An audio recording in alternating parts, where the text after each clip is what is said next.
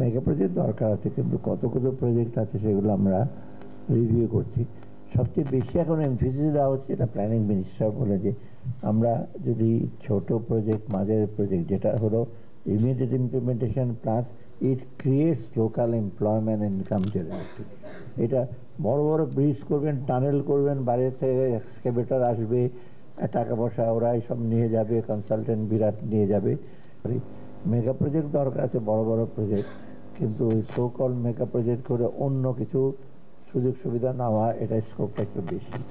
অথবা আমরা চেষ্টা করছি খুব ইম্পর্টেন্ট প্রজেক্ট যেটা দরকার হয়, এবং বাকিগুলো বেশি করে আমরা চেষ্টা করবো যে একটু ডিসেন্ট্রালাইজড হতে, মানে এক জায়গায় 2000-3000 কোটি টাকার প্রজেক্ট, আরেক জায়গায় কোনো প্রজেক্টই নাই, সেটা আমরা অ্যাভয়েড করতে চাই। তো ব্যাংক একটা ইকোনমির নার্ভের মতো।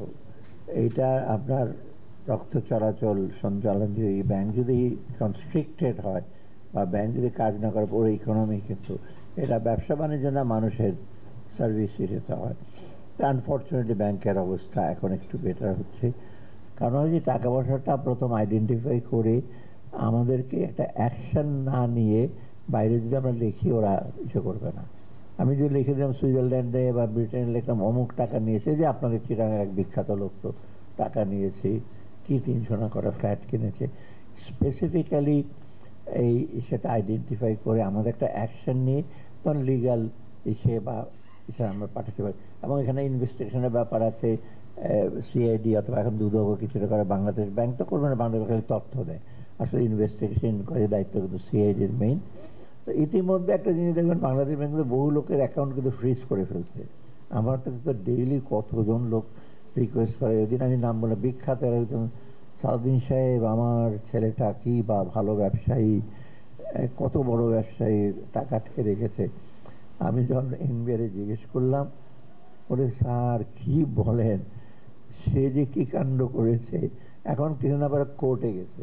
তখন আমি বলছি আলহামদুলিল্লাহ, আমি কোনো তদবির করিনি তোমাকে, কারণ আমার কাছে তদবির করে যদি রেড্রেস পেত, তখন আমাকে তো করে ভালো, আপনি খুব ভালো লোক, দিয়ে দিয়েছে ফাইন। সে এখন দেশে আসবে কি না আসবে জানি না।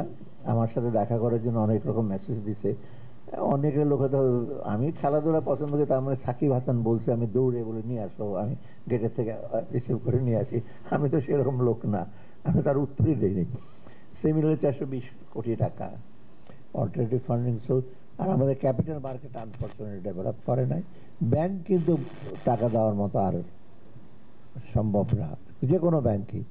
যে ডিপোজিটের টাকা কী করে হাজার হাজার কোটি টাকা নিয়ে চলে যাবে একজন, এটা তো ইকুইটি ফাইন্যান্সিং হবে। বাইরে কোনো দেশেই কিন্তু বড় বড় প্রজেক্ট কোনোদিন ব্যাংক ফাইন্যান্স না।